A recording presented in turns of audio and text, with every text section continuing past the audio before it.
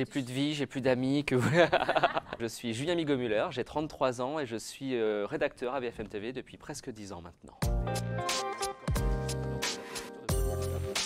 Donc là, je découvre sur la note qu'il y a 3 sujets à faire, 2 qui ne sont pas encore programmés, un sujet international, un sujet un peu léger et puis un sujet à dominante politique. Il est presque 3 heures, la journée commence. J'arrive à BFM très tôt le matin, tard le soir, sur les coups de 3 heures, donc en pleine nuit. Et tout de suite, je sais ce que je vais faire. Par exemple, ce matin, j'avais un sujet sur les manifestations du 1er mai. Alors pour faire ce reportage, j'avais des tournages qui ont été faits la veille au soir, des interviews, j'ai lu la presse, j'ai lu les dépêches. Et c'est tous ces éléments en fait, qui me permettent de construire mon reportage minute par minute. Je regarde s'il n'y a pas de nouveaux mails qu'on m'aurait envoyé pour avoir... Voilà, tu vois, changement de programme, remix sujet. Bon. Alors, premier réflexe. Thé. 3 minutes tranquilles pour avaler 3 litres de thé d'un coup. C'est indispensable le matin. Hello. Ça va? Ouais, super.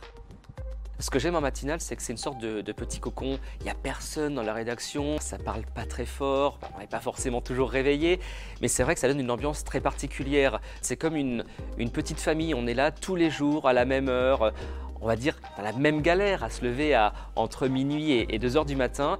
Et c'est ce que j'aime en fait dans ce métier, c'est qu'on donne le ton quand les gens se réveillent le matin et c'est ça en fait, on les réveille. De police de Paris.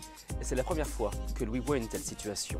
Quand je fabrique mon reportage, j'ai vraiment ce qu'on appelle les mains dans le cambouis, ça veut dire que j'écris mon reportage, tout ce que je vais prononcer à l'antenne, c'est moi qui l'écris, c'est moi qui choisis les mots, c'est moi qui décide comment je vais présenter mon sujet. Ensuite, j'ai un micro sur mon bureau, je vais pouvoir ce qu'on appelle mixer, c'est notre jargon pour dire enregistrer le reportage. On va monter tout ça, on va mettre des images par-dessus, des images qui ont été tournées soit par nos reporters maison, soit parfois par des agences. Et c'est tout ce qui va nous permettre de construire le sujet. Une fois que tout ça c'est fait, eh bien ça passe en validation. Un chef info ou un rédacteur en chef va visionner une première fois le reportage.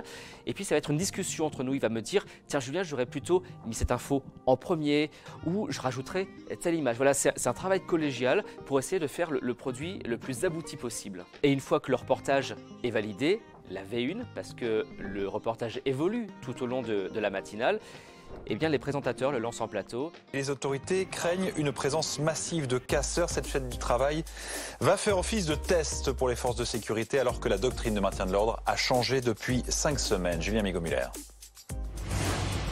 Tous les commerces devront baisser le rideau demain le long du cortège. C'est un ordre de la préfecture de police de Paris. C'est dur à résumer, hein?